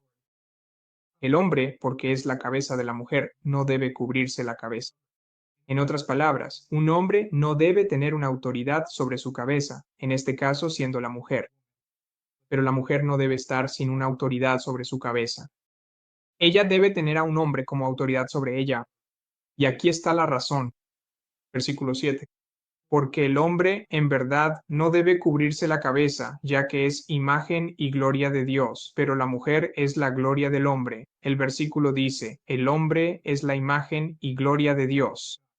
Él representa a Dios. Y así como Dios es la cabeza de Cristo, así el hombre es la cabeza de la mujer. Volveré a Génesis 1 después para que podamos ver este concepto nuevamente. Pero cuando Dios creó al hombre, lo creó para representarlo como figura de autoridad sin nadie por encima de él. La mujer, sin embargo, es la gloria del hombre. ¿Qué se dijo acerca de Jesús en relación con Dios? Hebreos capítulo 1, versículo 3, quien siendo el resplandor de su gloria y la imagen misma de su sustancia, y continúa, vemos que Jesús es la gloria de Dios, así como la mujer es la gloria del hombre. Dios creó al hombre a su imagen y semejanza para representarse a sí mismo, y creó a la mujer para representar a Cristo. El hombre es la cabeza de la mujer, así como Dios es la cabeza de Cristo. Dios creó al hombre para representarlo a él y a la mujer para representar a Cristo. Y ahora veremos por qué Dios creó al hombre y a la mujer de la manera especial en que lo hizo. Versículos 8 y 9. Porque el hombre no procede de la mujer, sino la mujer del hombre. Tampoco fue el hombre creado para la mujer, sino la mujer para el hombre.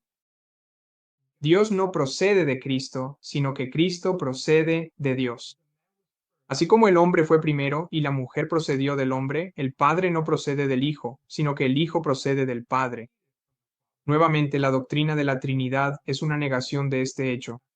Existe un solo Dios trino sin Hijo. Este Dios trino tiene tres personas que siempre han existido lado a lado y ninguna procede de otra. Tres personas separadas cuyas tres existencias juntas llegan tan lejos como el único Dios que conforman. Sin embargo, vemos que en la creación del hombre, Dios hizo primero al hombre sin la mujer, y luego permitió que pasara un tiempo antes de que Dios sacara de ese hombre, de la propia sustancia de Adán, a la mujer. Esta es la razón del siguiente versículo. Versículo 10. Por esta causa, la mujer debe tener autoridad sobre su cabeza, por causa de los ángeles. La mujer debe tener un símbolo de autoridad sobre su cabeza, porque ella es la representación de Jesucristo. Dios, a través de la creación de la humanidad, estaba enseñando a todos los ángeles la verdadera relación y posición que él tenía con su Hijo. Les estaba dando una pequeña ventana a lo que existía antes de ellos. Estaba llevando a los ángeles por medio del ejemplo del hombre de regreso al principio antes de su existencia, que es, de alguna manera, lo que hemos estado estudiando todo este tiempo en la Biblia. La doctrina del Dios Trino niega estas mismas verdades que hemos cubierto hasta ahora. Así que terminemos esto regresando a Génesis con la creación del hombre. Nuevamente, versículos 26 y 27. Y dijo Dios, hagamos al hombre a nuestra imagen, conforme a nuestra semejanza. Así que Dios creó al hombre a su propia imagen. A imagen de Dios lo creó. Varón y hembra los creó. Solo quiero señalar que la redacción aquí es un poco diferente a como Pablo escribió exactamente lo mismo, pero la idea es la misma. Cuando Dios dice, hagamos al hombre, no está hablando del varón, está hablando de la humanidad. Él creó a Adán, que es el nombre dado a la humanidad. Yendo a Génesis 5, versículo 2, varón y hembra los creó y los bendijo, y llamó el nombre de ellos Adán el día en que fueron creados. Volviendo a Génesis 1, versículo 27, Dios creó al hombre a su imagen, en singular. Y luego vemos que cuando lo creó, es decir, a Adán o a la humanidad, vemos que Dios los creó varón y hembra, lo cual es plural. Este varón y hembra son equivalentes al hombre y la mujer mencionados por Pablo. Así que Dios los creó varón y hembra, como ya hemos visto, para representarse a sí mismo y a la otra persona que está a su imagen, es decir, su Hijo. Un último ejercicio que quiero mostrarles es el que se encuentra en Génesis 5.2, junto con Juan 1, versículos 1 al 2. Sabemos que a varón y hembra Dios los llamó Adán. Sabemos que el varón en realidad tomó para sí ese mismo nombre, Adán, lo que muestra que él es el primero, y la cabeza de la familia de Adán o de la humanidad. Su esposa, aunque también era Adán, fue llamada Eva. Ahora quiero comparar esto con Juan capítulo 1, versículos 1 y 2. En el principio era el Verbo, y el Verbo estaba con Dios, y el Verbo era Dios. Este estaba en el principio con Dios. Espero que este último ejemplo tenga sentido y ayude a poner muchas cosas en perspectiva. Y no olvides que Dios nos hizo a su imagen. Así que aquí está el ejemplo. En el principio estaba Eva, y Eva estaba con Adán, y Eva era Adán. Eva estaba en el principio con Adán. Esto es exactamente lo mismo de lo que Juan escribió acerca de Jesús. Aunque Eva es Adán porque tiene la naturaleza de Adán, ella no es el hombre Adán. Lo mismo ocurre con Cristo. Aunque Jesús es Dios porque tiene la naturaleza de Dios, Él no es el Dios, o Dios el Padre. Así como Eva salió de Adán, así también Jesús salió de Dios en el principio, antes de que existiera cualquier cosa. Dios es el Padre de Cristo y Cristo es el Hijo de Dios. A Cristo se le ha dado una posición exaltada. Él ha sido hecho igual al Padre. Todos los consejos de Dios están abiertos a su Hijo y esto es lo que hemos visto desde el principio. Así que cuando miramos la evidencia bíblica, aunque hay más sobre quién es Dios y quién es Jesús, vemos que, a diferencia de la Trinidad, Dios no es un misterio. Él nos ha revelado claramente su identidad. Sin embargo, hay un misterio de Dios que mencioné al principio de este estudio, que ha estado oculto desde los siglos, pero que solo ha sido revelado a los santos. Y esto se encuentra en Colosenses 1, versículos 26 a 27. El misterio que había estado oculto desde los siglos y generaciones, pero que ahora ha sido manifestado a sus santos, a quienes Dios quiso dar a conocer. ¿Cuál es la riqueza de la gloria de este misterio entre los gentiles, que es Cristo en vosotros, la esperanza de gloria? Este es el misterio de Dios, antes oculto, pero ahora revelado a sus santos. Es decir, que Cristo está en nosotros por medio de su Espíritu. Si crees que Dios es un misterio y que el Espíritu Santo es una de las personas que componen a este único Dios misterioso, entonces quizás su sistema te ha mantenido a ti, así como al mundo, en la oscuridad. Es hora de ver el misterio de Dios por lo que realmente es. El Espíritu Santo que está en los santos es Cristo. Ese es el misterio de Dios. No es alguien más buscando ser adorado como Dios, sino el Espíritu de Cristo quien nos guía a toda verdad. No añadamos a la palabra, ni creamos por fe aquello que no dice. Creer en misterios no revelados es equivalente al misticismo. Tomemos la palabra de Dios y creamos todo lo que en ella se dice, y nada más. Espero que hayas podido ver esto en la Biblia. Espero haber podido cubrir este tema de manera muy completa. Y está bien si esto genera otras preguntas, pero al menos espero que surjan desde la comprensión del único Dios verdadero y su Hijo. Así que, por favor, tómate tu tiempo para repasar todos estos versículos y conceptos bíblicos. Cuando estés listo, estaré aquí para aclarar cualquier pregunta que puedas tener por otros medios, ya sea a través de video o por mensajes personales. Ahora, ya que hemos terminado, vamos a hacer una oración para concluir este estudio. Gracias, Padre, por este estudio largo y exhaustivo que hemos realizado. Ojalá no sea en vano y que sea un estudio que pueda mostrar a todos los que vean este video y que no entienden estas cosas. El tema común repetido una y otra vez tan claramente en tu palabra es que tú eres el único Dios verdadero, el Padre de Jesucristo. Jesús es tu Hijo y a través de tu Hijo recibes adoración. Cuando adoramos a tu Hijo, en realidad te estamos adorando a ti, porque Él es tu Hijo. Y todo, mientras lo adoremos como tu Hijo, todo lo que es de Él es tuyo, Padre. Oro para que esta información pueda abrir los ojos de muchos y que pueda beneficiar a muchos. Y ruego que esto pueda ser nuevamente una bendición para quienes lo vean. Te doy gracias y oro en el nombre de Jesucristo. Amén. Así que hemos llegado al final de nuestro estudio. Y como siempre les digo a mi comunidad hispana que tengan un bendecido Sabbat y una feliz semana. Hasta la próxima. Adiós.